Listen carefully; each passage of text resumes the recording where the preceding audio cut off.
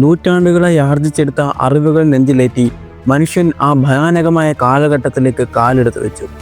ഹിമയുഗത്തിൻ്റെ മൂർധന്യാവസ്ഥ. ഭൂമി അക്ഷരാർത്ഥത്തിൽ വിറങ്ങലിച്ച് നിൽക്കുകയാണ്. സമുദ്രജലത്തിലെ ജലാംശം വൻതോതിൽ മഞ്ഞുകട്ടയായി മാറിയപ്പോൾ ആഗോള സമുദ്രനിരപ്പ് ഭയാനകമാം വിധം താഴേക്ക് പതിച്ചു. സമുദ്രങ്ങൾ ചുരുങ്ങിയതോടെ അതിൽ നിന്നുള്ള ബാഷ്പീകരണം പൂർണ്ണമായും നിലച്ചു. ലോകം മുമ്പെങ്ങുമില്ലാത്തത്ര വിധം വരണ്ടതായി മാറി. എന്നാൽ ഹിമയുഗം എന്ന് വെച്ചാൽ ലോകം മുഴുവൻ മഞ്ഞു മൂടിയ ഒരു വെളുത്ത ഗോളമായിരുന്നുവെന്ന് ഒരിക്കലും ചിന്തിക്കരുത്. ഭൂമിയിലെ പടുകൂറ്റൻ പർവ്വതനിരകൾ ഈർപ്പമുള്ള കാറ്റിനെ വൻമതിലുകൾ പോലെ തടഞ്ഞു നിർത്തി. ആ പർവ്വതങ്ങൾക്കപ്പുറം മഴയോ മഞ്ഞുവീഴ്ചയോ തീരെയില്ലാത്ത അതിവിശാലമായ മഴനിഴൽ പ്രദേശങ്ങൾ അങ്ങനെ രൂപപ്പെട്ടു. പ്രകൃതി പുതിയൊരു യുദ്ധഭൂമിയാണ് അവിടെ ഉണ്ടാക്കിയെടുത്തത്. മഞ്ഞുവീഴ്ചയില്ലാത്ത ആ മഴനിഴൽ പ്രദേശങ്ങൾ അതിവിശാലമായ വരണ്ട ഭൂമിയായി രൂപാന്തരം പ്രാപിച്ചു. ചരിത്രം അതിനെ മാമത്ത് സ്റ്റെപ്പുകൾ എന്നാണ് വിളിക്കുന്നത്. കൊടും തണുപ്പിൽ വൻമരങ്ങൾ പോലും കരിഞ്ഞുണങ്ങി വീണപ്പോൾ അവിടെ ഒരു അത്ഭുതം സംഭവിച്ചു. അതികഠിനമായ തണുപ്പിനെ നെഞ്ചുവിരിച്ച് നേരിടാൻ കഴിവുള്ള പ്രത്യേകതരം പുല്ലുകളും കുറ്റിച്ചെടികളും ആ മണ്ണിൽ തഴച്ചു വളർന്നു. അതൊരു സാധാരണ പുൽമേടായിരുന്നില്ല. കാടുകൾ കരിഞ്ഞുണങ്ങിയ ആ മഞ്ഞുകാലത്ത് സാധാരണ പുല്ലുകളേക്കാൾ 1000 ഇരട്ടി പോഷകഗുണമുള്ളതായിരുന്നു ആ സ്റ്റെപ്പുകളിലെ പുല്ലുകൾ. ജീവജാലങ്ങൾക്ക് ജീവൻ നിലനിർത്താനുള്ള അവസാനത്തെ അഭയ കേന്ദ്രമായിരുന്നു അത്. മണ്ണിൻ്റെ തണുപ്പിൽ മരവിച്ച ഭൂമിയിലെ ജീവൻ്റെ ഒരേയൊരു തുടിപ്പായി ആ വലിയ പുൽമേടുകൾ മാറി. അവിടെ പ്രകൃതി ജീവജാലങ്ങൾക്ക് മുന്നിൽ ഏറ്റവും വലിയ ക്രൂരമായ നിയമം അവതരിപ്പിച്ചു: മാറുക അല്ലെങ്കിൽ മരിക്കുക. അതുവരെ ഉഷ്ണമേഖലാ പ്രദേശങ്ങളിൽ ചൂടേറ്റ് ജീവിച്ചിരുന്ന രോമങ്ങൾ തീരെയില്ലാത്ത ആനകളുടെ പൂർവികർക്ക് ആ കൊടും തണുപ്പ് ഒരു മരണശാസനമായിരുന്നു. എന്നാൽ അവർ തോറ്റുകൊടുക്കാൻ തയ്യാറായിരുന്നില്ല. അതിജീവനത്തിനായി പരിണാമം അവരുടെ ശരീരത്തിൽ അതികട്ടിയുള്ള കമ്പിളി രോമങ്ങൾ നൽകി. തുളച്ചു കയറുന്ന തണുപ്പിനെ തടയാൻ ചർമ്മത്തിനിടയിൽ 10 സെൻറ്റിമീറ്ററോളം കനത്തിൽ ഒരു കൊഴുപ്പിൻ്റെ കവചവുമുണ്ടായി. തണുത്ത കാറ്റേറ്റ് ശരീരത്തിലെ ചൂട് നഷ്ടപ്പെടാതിരിക്കാൻ അവരുടെ ആ വലിയ ചെവികളുടെ വലിപ്പം ഗണ്യമായി കുറഞ്ഞു. മരവിപ്പിക്കുന്ന ആ മരണത്തെ തോൽപ്പിക്കാൻ അവർ പ്രകൃതിയോട് പൊരുതിക്കൊണ്ടിരിക്കുകയാണ്. സ്റ്റെപ്പുകളിലെ ആ പോഷകസമൃദ്ധമായ പുല്ലുകൾ തിന്ന് അവർ ഭൂമി കണ്ട ഏറ്റവും വലിയ വമ്പന്മാരായി മാറി. സാക്ഷാൽ വൂളി മാമത്തുകൾ. അവർക്കൊപ്പം രോമമുള്ള വലിയ കാണ്ടാമൃഗങ്ങളും ഭീമൻ മാനുകളും ആയിരക്കണക്കിന് വരുന്ന കൂട്ടങ്ങളായി ആ പുൽമേടുകളിൽ ഇരമ്പി നടന്നു. ഭൂമി കുലുങ്ങുന്ന അവരുടെ കാൽവെപ്പുകൾക്ക് മുന്നിൽ വേട്ടക്കാർ പോലും നിസ്സഹായരായി. സാധാരണ പല്ലുകൾ കൊണ്ട് ആ വമ്പന്മാരുടെ കട്ടിയുള്ള തൊലിയും രോമവും തുളയ്ക്കുക അസാധ്യമായിരുന്നു. എന്നാൽ ഇരപിടിയന്മാർ പട്ടിണിയടക്കാൻ പ്രകൃതി അനുവദിച്ചില്ല. ആ വലിയ വെല്ലുവിളിയിൽ നിന്നാണ് ഭയത്തിൻ്റെ പര്യായമായ സബർ ടൂത്ത് ടൈഗറുകൾ അഥവാ വാൾപ്പല്ലൻ കടുവകളുടെ പരിണാമം ഉണ്ടായി വന്നത്. ഇരയുടെ രക്തം കുടിക്കാൻ പരിണാമം തീർത്ത ഏറ്റവും മൂർച്ചയേറിയ ആയുധമായിരുന്നു അത്. വായുടെ പുറത്തേക്ക് ഭയാനകമാം വിധം നീണ്ടു നിൽക്കുന്ന ഖഡാര പോലെയുള്ള വലിയ 2 കോമ്പല്ലുകളുമായിട്ടാണ് അതിജീവിച്ച സബർ ടൂത്ത് ടൈഗറുകൾ ജനിച്ചു വീണത്. അവർക്ക് പുറമെ 12 അടിയോളം ഉയരമുള്ള ഭീമൻ കരടികളും ആ പുൽമേടുകളെ വിറപ്പിച്ചു. എന്നാൽ ഹിമയുഗത്തിൻ്റെ ആ പോരാട്ടത്തിൽ പ്രകൃതി ഒളിപ്പിച്ചു വെച്ച മറ്റൊരു വിസ്മയമുണ്ടായിരുന്നു: അതിജീവനത്തിൻ്റെ നിറങ്ങൾ. പൂർണ്ണമായും മഞ്ഞു മൂടിയ ധ്രുവപ്രദേശങ്ങളിൽ ഒളിച്ചിരുന്ന് പോരാടാൻ പറ്റിയ വെള്ള നിറമുള്ളവ മാത്രമാണ് അതിജീവിച്ചത്. അങ്ങനെ കാലക്രമേണ അവിടുത്തെ കരടികളും ചെന്നായ്ക്കളും പൂർണ്ണമായും വെളുത്ത നിറത്തിലേക്ക് മാറി. മഞ്ഞിലൊളിച്ചിരുന്ന് ഇരയെ റാഞ്ചാൻ അവർക്കത് അത്യാവശ്യമായിരുന്നു. എന്നാൽ പരിണാമത്തിൻ്റെ കളികൾ അവിടെയും അവസാനിക്കുന്നില്ല. കൊടും മഞ്ഞുകാലമായിട്ടും വൂളിവാമത്തുകൾക്കും കാട്ടുപോത്തുകൾക്കും പ്രകൃതി ആ വെള്ളനിറം നൽകിയില്ല. അതിനൊരു കൃത്യമായ കാരണമുണ്ടായിരുന്നു. അവർ ജീവിച്ചിരുന്നത് മഞ്ഞു മൂടിയ ലോകത്തല്ല, മറിച്ച് ഉണങ്ങിയ പുൽമേടുകളായ മാമത്ത് സ്റ്റെപ്പുകളിലായിരുന്നു. ആ വരണ്ട ഭൂമിയിലെ വിണ്ടുകീറിയ മണ്ണിൻ്റെയും ഉണങ്ങിയ പുല്ലിൻ്റെയും നിറം തവിട്ടായിരുന്നു. അവിടെ ഒരു വെള്ള നിറമുള്ള മാമത്ത് നിന്നാൽ കിലോമീറ്ററുകൾക്കപ്പുറത്ത് നിന്ന് വാൾപ്പല്ലൻ കടുവകൾ അതിനെ കണ്ടെത്തുമായിരുന്നു. മരണത്തിൻ്റെ കണ്ണുകളിൽ നിന്ന് തങ്ങളുടെ മക്കളെ ഒളിപ്പിക്കാൻ പ്രകൃതി ആ വമ്പന്മാർക്ക് ചുറ്റുപാടിനോട് ഇഴകിച്ചേരുന്ന തവിട്ട് നിറം തന്നെ നൽകി. അതിജീവിക്കാൻ ആവശ്യമായ ജീനുകൾ മാത്രമേ ഒരു തലമുറയിൽ നിന്നും അടുത്തവയിലേക്ക് കൈമാറൂ. അല്ലാത്തവ ഉണ്ടായാൽ തന്നെ അതിജീവന ശേഷിയില്ലാതെ മരിച്ചുപോകും. പടുകൂറ്റൻ മൃഗങ്ങൾ വാഴുന്ന ഈ ഭയാനകമായ ലോകത്ത് മനുഷ്യൻ എന്ത് ചെയ്യുകയായിരുന്നു? അതായിരുന്നു ചരിത്രത്തിലെ ഏറ്റവും ആവേശകരമായ അധ്യായം. വെറുമൊരു കല്ലും വടിയും കൊണ്ട് ഭീമനായ ഒരു മാമത്തിനെ നേർക്കുനേർ നിന്ന് നേരിടുക എന്നത് മനുഷ്യന് ചിന്തിക്കാൻ പോലും കഴിയില്ലായിരുന്നു. എന്നാൽ ശാരീരികമായ ആ കുറവിനെ മനുഷ്യൻ അതിജീവിച്ചത് തൻ്റെ ബുദ്ധി കൊണ്ടാണ്. ചരിത്രം കണ്ട ഏറ്റവും മികച്ച വേട്ടയാടൽ തന്ത്രങ്ങൾ അവിടെ പിറന്നു. വേട്ടയ്ക്കിറങ്ങുമ്പോൾ മനുഷ്യൻ കൂട്ടമായി ചെന്ന് വലിയ ശബ്ദങ്ങളുണ്ടാക്കി ആ വമ്പന്മാരെ ഭയപ്പെടുത്തി. മരണഭയം കാണിച്ച് അവരെ കൃത്യമായ ഒരു ദിശയിലേക്ക് ഓടിച്ചു. ആ ഓട്ടം ചെന്ന് അവസാനിച്ചത് മനുഷ്യൻ ഒരുക്കി വെച്ച മരണത്തിൻ്റെ കുഴികളിലേക്കായിരുന്നു. ചെളി നിറഞ്ഞ വലിയ ചതുപ്പുകളിലേക്കും കൊക്കകളിലേക്കും മനുഷ്യൻ അവരെ തന്ത്രപരമായി വീഴ്ത്തി. വലിയ ചതുപ്പുകളിൽ പൂഴ്ന്നുപോയി അനങ്ങാൻ കഴിയാത്ത മൃഗങ്ങളെ മനുഷ്യൻ അതിവിദഗ്ധമായി വേട്ടയാടി. അതിനു പുറമെ വലിയ മരത്തടികൾ ഉപയോഗിച്ച് സങ്കീർണമായ കെണികൾ തീർത്ത് അവർ കാടിൻ്റെ രാജാക്കന്മാരെ കീഴടക്കി. എന്നാൽ വരണ്ട ആ മാമത്ത് സ്റ്റെപ്പുകളിൽ മനുഷ്യനെ കാത്തിരുന്ന മറ്റൊരു വലിയ ദുരന്തമുണ്ടായിരുന്നു. കുടിക്കാൻ ദ്രാവക രൂപത്തിൽ ഒരു തുള്ളി വെള്ളം പോലുമില്ല. മഴയെന്തെന്ന് മറന്നുപോയ ആ ലോകത്ത് ദാഹം മാറ്റാൻ അവർ വീണ്ടും ബുദ്ധി ഉപയോഗിച്ചു. മരവിച്ചുപോയ മഞ്ഞുകട്ടകളെ തീയുടെ ചൂടിൽ ഉരുക്കിയെടുത്ത് അവർ കുടിക്കാനുള്ള ജലവും കണ്ടെത്തി. അതുമാത്രമല്ല, ഭൂമിക്കടിയിലെ ചൂടുകൊണ്ട് മാത്രം അപൂർവമായി മരവിക്കാതെ ഒഴുകുന്ന താഴ്വരകളിലെ ചെറിയ ചുടുനീരുറവകളെയും അവർ തേടിപ്പിടിച്ചു. പകൽ മുഴുവൻ നീളുന്ന ചോരമണക്കുന്ന വേട്ടയാടലുകൾക്ക് ശേഷം ഇരുൾ വീഴുമ്പോൾ അവർ സുരക്ഷിതമായ ഗുഹകളിലേക്കും ക്യാമ്പുകളിലേക്കും മടങ്ങി. കൊടും തണുപ്പും ഭീമൻ മൃഗങ്ങളും പതിയിരിക്കുന്ന ആ ഇരുട്ടിൽ ഒറ്റപ്പെട്ടാൽ മരണം ഉറപ്പായിരുന്നു. അതുകൊണ്ട് അവർ എപ്പോഴും ഒന്നിച്ചു നിന്നു. രാത്രികളിൽ ആളിക്കത്തുന്ന തീക്ക് ചുറ്റും വട്ടത്തിലിരുന്ന് വേട്ടയാടിയ മാംസം പങ്കുവെച്ച് അവർ തങ്ങളുടെ അനുഭവങ്ങൾ പരസ്പരം കൈമാറി. മരവിപ്പിക്കുന്ന ആ അന്ധകാരത്തിൽ തങ്ങൾക്കെപ്പോഴും ജീവന്റെ ഇളം ചൂട് നൽകുന്ന ആകാശത്തെയും സൂര്യനെയും മുന്നിലെ അഗ്നിയെയും അവർ അത്ഭുതത്തോടെ നോക്കി നിന്നു. പ്രകൃതിയുടെ ആ മഹാശക്തികൾക്ക് മുന്നിൽ തങ്ങൾക്കൊന്നും ചെയ്യാൻ കഴിയില്ലെന്ന തിരിച്ചറിവ് മനുഷ്യനിൽ ആദ്യമായി വിശ്വാസത്തിൻ്റെയും ആരാധനയുടെയും വിത്തുകൾ പാകി. അതെ, ചരിത്രത്തിൽ ആദ്യമായി അവൻ സൂര്യനെയും അഗ്നിയെയും ദൈവങ്ങളായി കണ്ടു തുടങ്ങി. ഈ ഭയാനകമായ ഹിമയുഗം അനന്തമായി നിലനിൽക്കുമെന്നും ഭൂമി എക്കാലത്തും ഇങ്ങനെ തണുത്തുറഞ്ഞു കിടക്കുമെന്നും അവർ വിശ്വസിച്ചു. എന്നാൽ ഏകദേശം 12,000 വർഷങ്ങൾക്ക് മുമ്പ് ഭൂമിയിൽ ആ മഹാമാറ്റം സംഭവിച്ചു. ഐസ് ഏജ് അപ്രത്യക്ഷമായി അവസാനിക്കാൻ തുടങ്ങി. പെട്ടെന്ന് മഞ്ഞുരുകാനും ഭൂമി ചുട്ടുപഴുക്കാനും കാരണം ഭൂമിയിലെ വെറുമൊരു സ്വാഭാവികമായ പ്രക്രിയ ആയിരുന്നില്ല. ആ മഹാമാറ്റത്തിന് തിരികൊളുത്തിയത് ലക്ഷക്കണക്കിന് കിലോമീറ്ററുകൾ അകലെയുള്ള ഒരൊറ്റ ശക്തിയായിരുന്നു, സാക്ഷാൽ സൂര്യൻ. പ്രപഞ്ചത്തിലെ അനന്തമായ ശൂന്യതയിൽ നിന്നായിരുന്നു ആ മഹാവിനാശത്തിൻ്റെ തുടക്കം. ഭൂമിയിലെ ജീവന്റെ വിധി മാറ്റിയെഴുതാൻ ലക്ഷക്കണക്കിന് കിലോമീറ്ററുകൾക്കകലെ സാക്ഷാൽ സൂര്യൻ തയ്യാറെടുക്കുന്നു. സൂര്യനിൽ നിരന്തരം നടന്നുകൊണ്ടിരിക്കുന്ന ന്യൂക്ലിയർ ഫ്യൂഷൻ പ്രവർത്തനങ്ങളിൽ പെട്ടെന്നൊരു അസാധാരണ മാറ്റം സംഭവിച്ചു.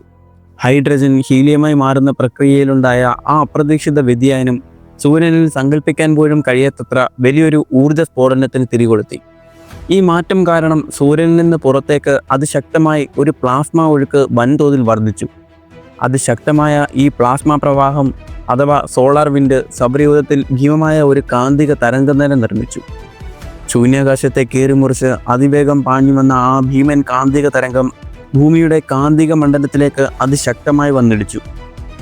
അദൃശ്യമായ ആ മഹാപ്രഹരം ഭൂമിയുടെ ഉപരിതലത്തിൽ മാത്രം ഒതുങ്ങിയില്ല.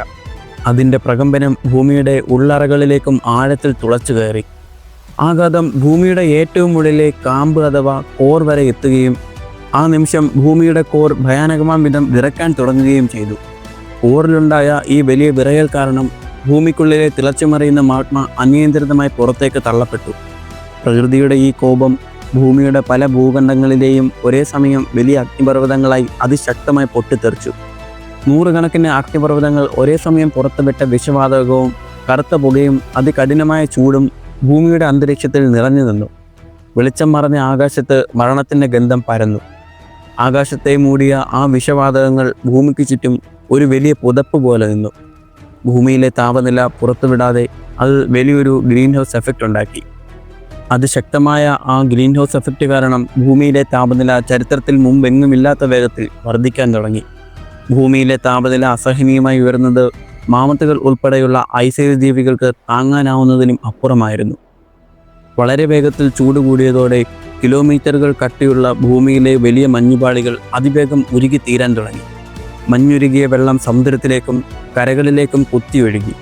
ലോകമെമ്പാടും വലിയ വെള്ളപ്പൊക്കങ്ങളുണ്ടായി. ഭൂമിയിലെ കരകളുടെ ഭൂപടം തന്നെ ജലപ്രവാഹത്തിൽ തിരുത്തി എഴുതപ്പെട്ടു. ചൂടേറ്റ് തിളച്ചുമറിയുന്ന ഭൂമിയിൽ ഏറ്റവും വലിയ ദുരന്തം കാത്തിരുന്നത് ആയിരക്കണക്കിന് മാമത്തുകൾക്ക് ജീവൻ നൽകിയിരുന്ന ആ മാമത്ത് സ്റ്റെപ്പുകൾക്കായിരുന്നു. ചൂട് കൂടിയതോടെ സ്റ്റെപ്പുകളിലെ ആ പോഷകസമൃദ്ധമായ പ്രത്യേകതരം പുല്ലുകൾ പൂർണ്ണമായും കരിഞ്ഞുണങ്ങി. ആ വരണ്ട പുൽമേടുകളുടെ സ്ഥാനത്ത് ചൂടുള്ള കാലാവസ്ഥയിൽ വേഗത്തിൽ വളരുന്ന വലിയ മരങ്ങളുള്ള കാടുകൾ അതിവേഗം ഉയർന്നു തുടങ്ങി. എന്നാൽ താഴെയുള്ള പുല്ലുകൾ മാത്രം തിന്നു ശീലിച്ച മാമത്തുകൾക്ക് ഭൂമിയിലുണ്ടായ ഈ പുതിയ വലിയ മരങ്ങളുടെ ഇലകളോ കൊമ്പുകളോ ഭക്ഷിക്കാൻ കഴിയില്ലായിരുന്നു. വിശപ്പടക്കാൻ അവർക്ക് തിന്നാൻ കഴിയുന്ന ഭക്ഷണത്തിൻ്റെ പൂർണ്ണമായ അഭാവം ആ വമ്പൻ മൃഗങ്ങളെ വലിയ പട്ടിണിയിലേക്ക് നിർദ്ദയം തള്ളിവിട്ടു. കൊടും തണുപ്പിനെ അതിജീവിക്കാൻ പണ്ട് പരിണാമം നൽകിയ ആ കട്ടിയുള്ള കമ്പിളി രോമങ്ങളും ആ വലിയ കൊഴുപ്പും ഇപ്പോൾ അവർക്ക് വലിയൊരു മരണശാപമായി മാറി. പെട്ടെന്നുണ്ടായ ഈ ചൂടിൻ്റെ വർധനവ് പരിണാമത്തിനുള്ള സമയം പോലും നൽകിയില്ല. ഉയർന്ന താപനിലയിൽ ഈ കട്ടിയുള്ള രോമങ്ങൾക്കുള്ളിലിരുന്ന് മാമത്തുകളുടെ ശരീരം വല്ലാതെ ചൂടാവുകയും അവർക്ക് കടുത്ത ഡീഹൈഡ്രേഷൻ സംഭവിക്കുകയും ചെയ്തു. കടുത്ത ചൂടും താങ്ങാനാവാത്ത പട്ടിണിയും സഹിക്കാൻ കഴിയാതെ ഒരിക്കൽ ഭൂമിയെ ഉറപ്പിച്ച ആ ഭീമന്മാരായ മാമത്തുകൾ ഭൂമിയിൽ കൂട്ടത്തോടെ തളർന്നു വീഴാൻ തുടങ്ങി.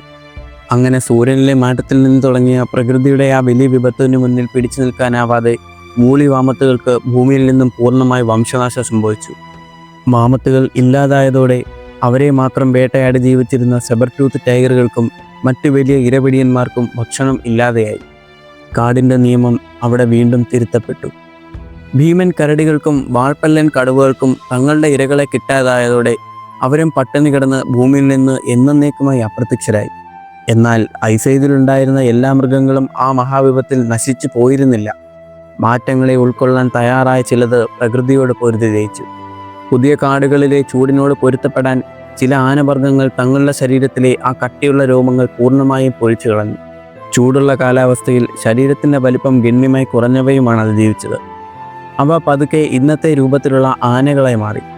എന്നാൽ ഭീമൻ മൃഗങ്ങൾക്ക് വംശനാശം സംഭവിച്ച ആ ലോകത്ത് പുതിയ മാറ്റങ്ങളോട് ബുദ്ധിപരമായി പൊരുത്തപ്പെടാൻ കഴിഞ്ഞ ഭൂമിയിലെ ഏറ്റവും വലിയ അതിജീവനക്കാർ മനുഷ്യരായിരുന്നു. ഭൂമിയിൽ ചൂട് കൂടിയപ്പോൾ മനുഷ്യർ ആദ്യം ചെയ്തത് തണുപ്പിനെ പ്രതിരോധിക്കാൻ മൃഗത്തോലുകൾ കൊണ്ട് തുന്നിയുണ്ടാക്കിയ ആ കട്ടിയുള്ള വസ്ത്രങ്ങൾ വലിച്ചെറിയുക എന്നതാണ്. ഐസേജിൻ്റെ ഈ അന്ത്യം മനുഷ്യർക്ക് ചരിത്രത്തിലെ ഏറ്റവും വലിയ സാംസ്കാരിക മാറ്റത്തിന് വഴിയൊരുക്കി. പടുകൂറ്റൻ മൃഗങ്ങൾ ഇല്ലാതായതോടെ വനങ്ങളിൽ വേഗതയിലോടുന്ന ചെറിയ മൃഗങ്ങളെ വേട്ടയാടാൻ അവർ പുതിയ തന്ത്രങ്ങൾ ഉപയോഗിച്ചു തുടങ്ങി. മഞ്ഞുരുകി വലിയ നദികൾ രൂപപ്പെട്ടതോടെ അവർ ഈ പുതിയ നദികളിൽ നിന്ന് മീൻ പിടിക്കാൻ തങ്ങളുടെ അറിവുകൾ വിപുലീകരിച്ചു. കാലാവസ്ഥ അനുകൂലമായതോടെ പുതിയ വനങ്ങളിൽ പഴങ്ങളും കിഴങ്ങുകളും മനുഷ്യർക്ക് കഴിക്കാവുന്ന കാട്ടുധാന്യങ്ങളും വ്യാപകമായി വളരാൻ തുടങ്ങി. ഹിമയുഗത്തിൻ്റെ ഇരുട്ടിൽ നിന്നും മനുഷ്യൻ പുതിയൊരു പ്രഭാതത്തിലേക്ക് കണ്ണു തുറന്നു. വൈൽഡ് വീറ്റും ബാർലിയും തുടങ്ങിയ ധാന്യങ്ങൾ കൂടുതലായി ശേഖരിച്ച് കഴിക്കാൻ തുടങ്ങിയ മനുഷ്യർ അവയുടെ വിത്തുകൾ മണ്ണിൽ വീണ് മുളയ്ക്കുന്നത് സൂക്ഷ്മമായി നിരീക്ഷിക്കാൻ തുടങ്ങി. ചെടികളിൽ വിഷമുള്ളവയെയും ഇല്ലാത്തവയെയും തിരിച്ചറിയാൻ അവർ മൃഗങ്ങളുടെ ഭക്ഷണ രീതികളെ നിരീക്ഷിച്ച് മനസ്സിലാക്കി. കാടുകളിൽ നിന്ന് ലഭിക്കുന്ന മികച്ച ഇനം വിത്തുകൾ മനുഷ്യർ ബോധപൂർവം ശേഖരിച്ച് സൂക്ഷിക്കാൻ തുടങ്ങി. വെള്ളം തേടിയും പുതിയ ഭക്ഷണ രീതികൾ തേടിയും മനുഷ്യർ മഞ്ഞുരുകിയുണ്ടായ പുതിയ വലിയ നദികളുടെ തീരങ്ങളിലേക്ക് കൂട്ടമായി കുടിയേറി. ഈ നദീതീരങ്ങളിലെ മണ്ണ് നിരന്തരമായ വെള്ളപ്പൊക്കം കാരണം എക്കലടിഞ്ഞ കൃഷിക്ക് ഏറ്റവും അനുയോജ്യമായ ഫലഭൂയിഷ്ഠമായ മണ്ണായിരുന്നു. പുതിയൊരു ജീവൻ്റെ വിത്തുകൾ പാകാൻ ആ മണ്ണവരെ കാത്തിരിക്കുകയായിരുന്നു. ആ വളക്കൂറുള്ള മണ്ണിൽ മനുഷ്യൻ ചരിത്രത്തിലാദ്യമായി തങ്ങൾ കാട്ടിൽ നിന്നും ശേഖരിച്ച വിത്തുകൾ വിതച്ചു. ലക്ഷക്കണക്കിന് വർഷങ്ങളായി വെറും വേട്ടക്കാരായി മാത്രം ജീവിച്ചിരുന്ന മനുഷ്യർ ചരിത്രത്തിൽ ആദ്യമായി പ്രകൃതിയുടെ ഉൽപ്പാദകരായ കർഷകരായി മാറുകയായിരുന്നു. വിത്ത് വിതച്ച് അത് വിളവെടുക്കാൻ മാസങ്ങൾ കാത്തിരിക്കേണ്ടി വന്നതിനാൽ അവർക്ക് അതുവരെ ഉണ്ടായിരുന്ന അലഞ്ഞുതിരിയൽ പൂർണ്ണമായും അവസാനിപ്പിക്കേണ്ടി വന്നു. താൽക്കാലിക ടെൻറ്റുകൾ വലിച്ചെറിഞ്ഞ് അവർ കൃഷിയിടങ്ങൾക്ക് ചുറ്റുമായി മണ്ണും മരത്തടികളും ഉപയോഗിച്ച് തങ്ങൾക്ക് സുരക്ഷിതമായ സ്ഥിരമായ വീടുകൾ നിർമ്മിച്ചു. വിളവെടുപ്പിലൂടെ വൻതോതിൽ ലഭിച്ച ആ ധാന്യങ്ങൾ കേടുകൂടാതെ സൂക്ഷിക്കാൻ അവർ പുതിയ വഴികളും തേടി. മനുഷ്യൻ്റെ ബുദ്ധി വീണ്ടും പ്രകൃതിയുടെ രഹസ്യങ്ങൾ ഓരോന്നോരോന്നായി അനാവരണം ചെയ്യുകയായിരുന്നു. അങ്ങനെ കളിമണ്ണ് കുഴച്ച് ആകൃതി വരുത്തി തീയിൽ ചുട്ടെടുത്ത് അവർ പുതിയ മൺപാത്രങ്ങൾ കണ്ടുപിടിച്ചു. കാട്ടുചെടികൾ കൃഷി ചെയ്യുന്നതിനൊപ്പം തന്നെ അവർ കാട്ടുമൃഗങ്ങളെ മെരുക്കി തങ്ങളുടെ വീടുകൾക്ക് ചുറ്റും വളർത്താനും ആരംഭിച്ചു. പശു, ആട്, ചെമ്മരിയാട് എന്നിവയെ മെരുക്കിയതോടെ മാംസത്തിനും പാലിനുമായി അവർക്ക് കാട്ടിൽ പോയി അപകടം പിടിച്ച വേട്ടയാടൽ നടത്തേണ്ട ആവശ്യം ഇല്ലാതെയായി. കാർഷിക ആവശ്യങ്ങൾക്കായി നിലമെഴുതാനും വലിയ ഭാരം വലിക്കാനും ഈ മൃഗങ്ങളുടെ കരുത്ത് മനുഷ്യൻ അതിസമർത്ഥമായി ഉപയോഗിച്ചു. മൃഗങ്ങളുടെ സഹായത്തോടെയുള്ള കാർഷിക രംഗത്തെ ഈ വലിയ വിപ്ലവം മനുഷ്യ സമൂഹത്തിൽ എല്ലാവർക്കും കഴിക്കാൻ തികയുന്നതിനും കൂടുതൽ മികച്ച ഭക്ഷണം ഉണ്ടാക്കാൻ സഹായിച്ചു. പട്ടിണിയുടെയും ഭയത്തിൻ്റെയും ഭൂതകാലം അവിടെ അവസാനിച്ചു. വലിയ സാമ്രാജ്യങ്ങൾ കെട്ടിപ്പടുക്കാൻ മനുഷ്യർ അവിടെ ഒരുങ്ങുകയായിരുന്നു. കൃഷിയിടങ്ങളിലെ ആ വലിയ വിപ്ലവം മനുഷ്യനെ പട്ടിണിയിൽ നിന്നും പൂർണ്ണമായും മോചിപ്പിച്ചു. എല്ലാവർക്കും കഴിക്കാൻ തികയുന്നതിലും അപ്പുറം മിച്ചഭക്ഷണം അവിടെ കുമിഞ്ഞുകൂടി. അതോടെ സമൂഹത്തിലെ എല്ലാവരും മണ്ണിൽ പണിയെടുക്കേണ്ടതില്ല എന്ന അവസ്ഥ വന്നു. പകരം ചിലർ തങ്ങളുടെ ബുദ്ധി ഉപയോഗിച്ച് പുതിയ ഉപകരണങ്ങൾ നിർമ്മിക്കുന്നതിലും മൺപാത്രങ്ങൾ മെനയുന്നതിലും ശ്രദ്ധ കേന്ദ്രീകരിച്ചു. തൊഴിൽ വിഭജനത്തിൻ്റെ ആ തുടക്കം മനുഷ്യനെ കല്ലുകൾ കൂടുതൽ മിനുസപ്പെടുത്തി മികച്ച കാർഷിക ഉപകരണങ്ങൾ നിർമ്മിക്കാൻ പ്രാപ്തനാക്കി. ചരിത്രം ആ കാലഘട്ടത്തെ നവീന ശിലായുഗം എന്ന് വിളിച്ചു. എന്നാൽ കൃഷിയുടെയും സ്ഥിരതാമസത്തിൻ്റെയും ആ സുവർണ കാലത്താണ് മനുഷ്യൻ ശിലായുഗത്തിൻ്റെ ഇരുട്ടിൽ നിന്നും ലോഹങ്ങളുടെ തിളങ്ങുന്ന ലോകത്തേക്ക് ആദ്യമായി കാലെടുത്ത് വെക്കുന്നത്. തണുപ്പകറ്റാൻ കത്തിച്ച അടുപ്പുകളിലെ പ്രത്യേകതരം കല്ലുകളിൽ നിന്നും യാദൃശ്ചികമായി ചെമ്പ് ചൂടായി ഉരുകി തിളങ്ങുന്ന ദ്രാവകമായി പുറത്തേക്ക് വരുന്നത് അവൻ അത്ഭുതത്തോടെ നോക്കി നിന്നു. ആ കാഴ്ച അവനിൽ വലിയൊരു ശാസ്ത്രരഹസ്യത്തിൻ്റെ വാതിലുകൾ തുറന്നിട്ടു. ഉയർന്ന താപനിലയിൽ കല്ലുകളിൽ നിന്നും ലോഹം വേർതിരിച്ചെടുക്കാമെന്ന ആ കണ്ടുപിടുത്തം മനുഷ്യ ചരിത്രത്തെ തന്നെ മാറ്റിമറിച്ചു. കല്ലുകളേക്കാൾ വളരെ എളുപ്പത്തിൽ ചൂടാക്കി ആവശ്യമുള്ള ആകൃതിയിൽ ആയുധങ്ങൾ ഉണ്ടാക്കാനും കേടുവന്നാൽ വീണ്ടും ഉരുക്കിയെടുക്കാനും ചെമ്പ് അവരെ സഹായിച്ചു. ചെമ്പിൻ്റെ ഈ ഉപയോഗം തുടങ്ങിയ കാലഘട്ടത്തെ ചരിത്രം താമ്രശിലായുഗം അഥവാ ചാൽക്കോലിത്തിക് ഏജ് എന്ന് വിളിച്ചു. എന്നാൽ ചെമ്പ് വളരെ മൃദുവായ ഒരു ലോഹമായിരുന്നു. കടുപ്പമുള്ള മണ്ണിൽ അത് വളഞ്ഞു പോകും. അവിടെ മനുഷ്യൻ്റെ ബുദ്ധി വീണ്ടും ഉണർന്നു. മൃദുവായ ചെമ്പും തകരവും അവർ തീച്ചുളയിൽ ഒരുമിച്ച് ചേർത്തുരുക്കി. ഈ കൂടിച്ചേരലിൽ നിന്നും കൂടുതൽ കട്ടിയുള്ള വെങ്കലം എന്ന പുതിയ ലോഹം അവൻ ശാസ്ത്രീയമായി ഉണ്ടാക്കിയെടുത്തു. ആ വെങ്കലം കൊണ്ടുള്ള കലപ്പകളും മൂർച്ചയുള്ള ഉപകരണങ്ങളും മനുഷ്യൻ്റെ കൃഷിയെയും വീട് നിർമ്മാണത്തെയും സങ്കല്പിക്കാനാവാത്ത വിധം സ്വാധീനിച്ചു. ശക്തമായ ഈ പുതിയ ലോഹങ്ങളുടെ ഉപയോഗം വ്യാപകമായ കാലഘട്ടത്തെ വെങ്കലയുഗം എന്ന ചരിത്രം അടയാളപ്പെടുത്തി. എന്നാൽ മനുഷ്യൻ്റെ കുതിപ്പ് അവിടെയും നിന്നില്ല. ഭാരം വലിക്കാൻ അവർ ചക്രങ്ങൾ കണ്ടുപിടിച്ചു. ആ ഒരൊറ്റ കണ്ടുപിടുത്തം കാളവണ്ടികൾ വഴി വിദൂര സ്ഥലങ്ങൾ തമ്മിലുള്ള ലോഹവ്യാപാരത്തിന് ചിറകുകൾ നൽകി. കൃഷിയിടങ്ങൾക്ക് ചുറ്റും മനുഷ്യരുടെ വീടുകൾ കൂടുതൽ കൂടിച്ചേർന്നതോടെ നദീതീരങ്ങളിൽ ലോകത്തിലെ ആദ്യത്തെ ഗ്രാമങ്ങൾ രൂപപ്പെട്ടു തുടങ്ങി. എന്നാൽ ആ ഗ്രാമങ്ങൾക്ക് അതിർത്തികൾ വെച്ചതോടെ മനുഷ്യൻ്റെ ഉള്ളിൽ അപകടകരമായ ഒരു ചിന്ത ആദ്യമായി ഉടലെടുത്തു. ഇത് എൻ്റെ ഭൂമി, ഇത് എൻ്റെ സ്വത്ത്. സ്വകാര്യ സ്വത്ത് എന്ന ആ പുതിയ ചിന്ത മനുഷ്യനെ ആയുധമെടുപ്പിച്ചു. ഭൂമിക്കും ജലസ്രോതസ്സുകൾക്കും തങ്ങളുടെ സമ്പത്തിനും വേണ്ടി മനുഷ്യഗ്രാമങ്ങൾ തമ്മിൽ ആദ്യമായി വലിയ യുദ്ധങ്ങൾക്ക് കാഹളം മുഴങ്ങി. ശത്രുക്കളുടെ ആക്രമണങ്ങളിൽ നിന്നും വന്യമൃഗങ്ങളിൽ നിന്നും തങ്ങളുടെ ജീവനും സ്വത്തും സംരക്ഷിക്കാൻ മനുഷ്യർ ഗ്രാമങ്ങൾക്ക് ചുറ്റും പടുകൂറ്റൻ കന്മതിലുകളും കോട്ടകളും പടുതുയർത്തി.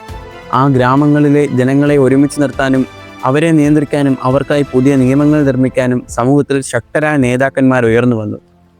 എന്നാൽ ആ സമ്പത്തിൻ്റെ അടിസ്ഥാനത്തിൽ സമൂഹം പണിക്കാരും പാവപ്പെട്ടവരുമെന്ന് രണ്ട് തട്ടുകളായി വിഭജിക്കപ്പെട്ടു. വർഗവിഭജനത്തിൻ്റെ ആദ്യത്തെ വിത്തുകൾ അവിടെ പാകപ്പെട്ടു. അപ്പോഴാണ് പ്രകൃതി വീണ്ടും തൻ്റെ കളി തുടങ്ങുന്നത്. ഹോളോസിൻ കാലഘട്ടത്തിൻ്റെ മധ്യത്തോടെ കാലാവസ്ഥ വീണ്ടും മാറി. മഴയുടെ തോത് കുറഞ്ഞതോടെ മിഡിൽ ഈസ്റ്റിലെ പല ഭാഗങ്ങളും വരളാൻ തുടങ്ങി. ചെറിയ അരുവികളും തടാകങ്ങളും കരിഞ്ഞുണങ്ങി. ദാഹജലത്തിനും കൃഷിക്കും ജീവൻ നിലനിർത്താനും വേണ്ടി വറ്റാത്ത വലിയ നദികളെ തേടിയിറങ്ങാൻ മനുഷ്യർ നിർബന്ധിതരായി. ആ വലിയ കാലാവസ്ഥാ മാറ്റം മനുഷ്യനെ പുതിയ ഭൂമികളിലേക്ക് നയിച്ചു. അതിജീവനത്തിനായി മിഡിൽ ഈസ്റ്റിലെ ടൈഗ്രിസ്, യൂഫ്രട്ടീസ് എന്നീ വറ്റാത്ത നദികളുടെ തീരത്തേക്ക് മനുഷ്യർ വലിയ തോതിൽ കുടിയേറി. ഇതേ സമയം തന്നെ ആഫ്രിക്കയുടെ ഹൃദയഭാഗത്ത് നൈൽ നദിയുടെ തീരത്തും ജീവന്റെ സമാനമായ മഹാപ്രവാഹം നടന്നു. ഏഷ്യയുടെ ഭാഗമായ ഇന്ത്യയിൽ സിന്ധു നദിയുടെ തീരത്തേക്കും വലിയ മനുഷ്യക്കൂട്ടങ്ങൾ തങ്ങളുടെ സമ്പത്തുമായി വന്നെത്തി. വർഷത്തിൽ എല്ലാ കാലത്തും നിറഞ്ഞൊഴുകുന്ന നദികൾ കരകവിഞ്ഞൊഴുകുമ്പോൾ തീരങ്ങളിലടിയുന്ന ഫലഭൂയിഷ്ഠമായ എക്കൽ മണ്ണ് അവരുടെ കൃഷിക്ക് പ്രകൃതി നൽകിയ വലിയ അനുഗ്രഹമായി മാറി. ആ മഹാനദികളിൽ നിന്നും വരണ്ട കൃഷിഭൂമികളിലേക്ക് വർഷം മുഴുവൻ വെള്ളമെത്തിക്കാൻ മനുഷ്യർ കിലോമീറ്ററുകളോളം നീണ്ട കൂറ്റൻ കനാലുകൾ നിർമ്മിച്ചു. ആ പടുകൂറ്റൻ കനാലുകൾ നിർമ്മിക്കാനും അത് പരിപാലിക്കാനും ഒരാൾക്കോ ഒരു ഗ്രാമത്തിനോ കഴിയുമായിരുന്നില്ല. അതിനായി ആയിരക്കണക്കിന് ആളുകൾ ഒത്തുചേർന്ന് പണിയെടുക്കേണ്ടി വന്നു. ആ വലിയ ഒത്തുചേരൽ ഒരു മഹാവിസ്മയത്തിന് ജന്മം നൽകി. ചെറിയ ഗ്രാമങ്ങളെല്ലാം പരസ്പരം യോജിച്ച് ജനസാന്ദ്രമായ പടുകൂറ്റൻ നഗരങ്ങളായി മാറി. നഗരങ്ങൾ വളർന്നു വലുതായതോടെ അവയെ നിയന്ത്രിക്കാൻ കൃത്യമായ ഭരണകൂടങ്ങൾ അനിവാര്യമായി. ഇന്നലത്തെ വെറും ഗോത്ര നേതാക്കന്മാർ അധികാരത്തിൻ്റെ ചെങ്കോലേന്തി വലിയ രാജാക്കന്മാരെ അവതരിച്ചു. ആ വലിയ നഗരങ്ങളുടെ ഭരണത്തിനും പുതിയ നിർമ്മാണങ്ങൾക്കുമായി ജനങ്ങളിൽ നിന്നും ധാന്യങ്ങൾ നികുതിയായി പിരിച്ചെടുക്കുന്ന സമ്പ്രദായം അവിടെ ആരംഭിച്ചു. എന്നാൽ ആയിരക്കണക്കിന് ആളുകളുടെ ആ നികുതി കണക്കുകൾ വെറുതെ ഓർമ്മയിൽ സൂക്ഷിക്കുക എന്നത് അസാധ്യമായിരുന്നു. അതിൽ മനുഷ്യന് പുതിയൊരു മാർഗം കണ്ടെത്തിയേ മതിയാകുമായിരുന്നുള്ളൂ. ഓർമ്മകളുടെ പരിമിതികളെ മറികടക്കാൻ അവർ കണ്ടെത്തിയ ആ മാർഗം ലോക ചരിത്രത്തെ രണ്ടായി പകുത്തു. കണക്കുകൾ കൃത്യമായി രേഖപ്പെടുത്താൻ വേണ്ടി കളിമൺ ഫലകങ്ങളിൽ അവർ ചിത്രങ്ങൾ കോറിയിട്ടു. അതെ, ചരിത്രത്തിലാദ്യമായി അവർ എഴുത്തുവിദ്യ കണ്ടുപിടിച്ചു. ആ അക്ഷരങ്ങളുടെ വരവോടെ മനുഷ്യൻ്റെ ചരിത്രത്തിന് മുമ്പുള്ള കാലം എന്നേക്കുമായി അവസാനിച്ചു. ഐസ് ഏജിൻ്റെ കൊടുന്തണുപ്പിൽ വെറുമൊരു മൃഗത്തോലണിഞ്ഞ് വിറച്ചു നടന്ന ആ മനുഷ്യൻ ഇപ്പോൾ അതിമനോഹരമായ കൂറ്റൻ നഗരങ്ങളുടെ ശില്പിയായി മാറിക്കഴിഞ്ഞു. വലിയ കെട്ടിടങ്ങൾ നിർമ്മിക്കാൻ സൂര്യപ്രകാശത്തിൽ ഉണക്കിയെടുത്തതും തീയിൽ ചുട്ടെടുത്തതുമായ ഇഷ്ടികകൾ അവർ വ്യാപകമായി ഉപയോഗിക്കാൻ തുടങ്ങി. കൊത്തുപണികളുള്ള വലിയ ക്ഷേത്രങ്ങളും അതിവിശാലമായ കൊട്ടാരങ്ങളും സുരക്ഷിതമായ പടുകൂറ്റൻ ധാന്യപ്പുരകളും ആ നഗരങ്ങളിൽ തലയുയർത്തിയിരുന്നു. അക്ഷരങ്ങളിലൂടെ അറിവുകൾ തലമുറകളിലേക്ക് കൈമാറാനും കലകളെ പ്രോത്സാഹിപ്പിക്കാനും ആ സ്ഥിരമായ നഗരജീവിതം മനുഷ്യനെ പ്രാപ്തനാക്കി. ആകാശത്തെ നക്ഷത്രങ്ങളെ നോക്കി ജ്യോതിശാസ്ത്രവും കെട്ടിടങ്ങൾ പണിയാൻ വാസ്തുവിദ്യയും കണക്കുകൾ കൂട്ടാൻ ഗണിതശാസ്ത്രവും മനുഷ്യൻ മുമ്പെങ്ങുമില്ലാത്ത വിധം കൂടുതൽ കൃത്യതയോടെ പഠിച്ചു തുടങ്ങി. ആ സമൂഹത്തിൽ സൈനികർ, വ്യാപാരികൾ, കർഷകർ, പുരോഹിതന്മാർ എന്നിങ്ങനെ കൃത്യമായ തൊഴിൽ വിഭജനങ്ങളും വർഗങ്ങളും രൂപപ്പെട്ടു തുടങ്ങി. സിംഹാസനങ്ങളിൽ ഇരിക്കുന്ന തങ്ങളുടെ ഭരണാധികാരികളെ വെറും മനുഷ്യരായല്ല, സാക്ഷാൽ ദൈവത്തിൻ്റെ പ്രതിനിധികളായി കണ്ട് ജനങ്ങൾ ബഹുമാനിക്കാൻ തുടങ്ങി. മറ്റ് നഗരങ്ങളുമായി വ്യാപാര ബന്ധങ്ങൾ സ്ഥാപിക്കാനും ആവശ്യമെങ്കിൽ ചോര ചിന്തി യുദ്ധം ചെയ്യാനും ആ വലിയ സൈന്യങ്ങളെ അവർ രൂപീകരിച്ചു. ദൂരദേശങ്ങളിലേക്കുള്ള യാത്രാ സൗകര്യത്തിനായി കടൽക്കാറ്റിനെ കീറിമുറിക്കുന്ന വലിയ പായ്ക്കപ്പലുകൾ അവർ നിർമ്മിച്ചു. തിരിഞ്ഞു നോക്കുമ്പോൾ അതൊരു വലിയ അത്ഭുതമാണ്. ഭൂമിയിലെ ജീവജാലങ്ങളെ ഒന്നടങ്കം നശിപ്പിച്ച പ്രകൃതിയുടെ ആ വലിയ പരീക്ഷണമായിരുന്ന ഐസ് ഏജ് യാഥാർത്ഥ്യത്തിൽ മനുഷ്യരുടെ ബുദ്ധിപരമായ വലിയൊരു കുതിച്ചുചാട്ടത്തിന് സഹായിക്കുകയായിരുന്നു. പടുകൂറ്റൻ മാമത്തുകൾക്കും മറ്റ് വമ്പൻ മൃഗങ്ങൾക്കും വംശനാശം സംഭവിച്ച അതേ ഭൂമിയിൽ മനുഷ്യൻ സ്വന്തമായി വലിയ സാമ്രാജ്യങ്ങൾ കെട്ടിപ്പടുത്തുവെന്നത് അതിന് വലിയ തെളിവാണ്. പ്രകൃതിയുടെ മുന്നിലെ വെറുമൊരു ഇരയിൽ നിന്നും പ്രകൃതിയെ തന്നെ നിയന്ത്രിക്കുന്ന യജമാനനായി അവൻ മാറി. നമ്മൾ ഇന്ന് ജീവിക്കുന്ന ഈ ആധുനിക മനുഷ്യ ജീവിതത്തിൻ്റെയും സങ്കീർണമായ സമൂഹത്തിൻ്റെയും യഥാർത്ഥ അടിത്തറ പാകിയത് ആ ഇരുണ്ട മഞ്ഞുകാലത്താണ്. ഇരുണ്ട ഗുഹകളിൽ തീജാലകൾക്കു ചുറ്റും ഭയന്നിരുന്ന മനുഷ്യൻ ഇപ്പോൾ നദീതീരങ്ങളിൽ ലോകം കണ്ട മഹത്തായ നാഗരികതകൾ പടുത്തുയർത്താൻ തയ്യാറെടുത്തു. കാലം ഒരു വലിയ കാത്തിരിപ്പിലായിരുന്നു. മിഡിൽ ഈസ്റ്റിലെ ടൈഗ്രസ്, യൂഫ്രട്ടീസ് നദികൾ ലോകത്തിലെ ആദ്യത്തെ നാഗരികതയായ ആ വലിയ മെസപ്പൊട്ടോമിയൻ സംസ്കാരത്തിന് ജന്മം നൽകാൻ കാത്തു നിൽക്കുന്നു. അതിനപ്പുറം ആഫ്രിക്കയിൽ നൈൽ നദിക്കര ലോകത്തെ വിസ്മയിപ്പിക്കാൻ പോകുന്ന മഹത്തായ ഈജിപ്ഷ്യൻ സംസ്കാരത്തെ വരവേൽക്കാൻ ഒരുങ്ങുകയാണ്. ഇങ്ങ് ഏഷ്യയിലാകട്ടെ സിന്ധു നദിയുടെ തീരങ്ങളിൽ ലോകം കണ്ട ഏറ്റവും ആസൂത്രിതമായ നഗരങ്ങളോടെ സിന്ധു നദിയുടെ സംസ്കാരത്തിൻ്റെ ഉദയത്തിനായി കാത്തു നിൽക്കുന്നു. ലോകചരിത്രത്തെ ഏറ്റവും പ്രധാനപ്പെട്ട ഈ 3 വലിയ സിവിലൈസേഷനുകൾ മനുഷ്യൻ്റെ ഭാവി തിരുത്തിയെഴുതാൻ പോവുകയാണ്. മൃഗങ്ങളിൽ നിന്നും ദേവന്മാരിലേക്കുള്ള മനുഷ്യൻ്റെ ആ യാത്ര രാജാക്കന്മാരുടെയും വലിയ സാമ്രാജ്യങ്ങളുടെയും മഹത്തായ പുതിയൊരു അധ്യായത്തിലേക്ക് ഇവിടെ കാലെടുത്ത് വെക്കുകയാണ്. ചരിത്രം തുടങ്ങുകയായി.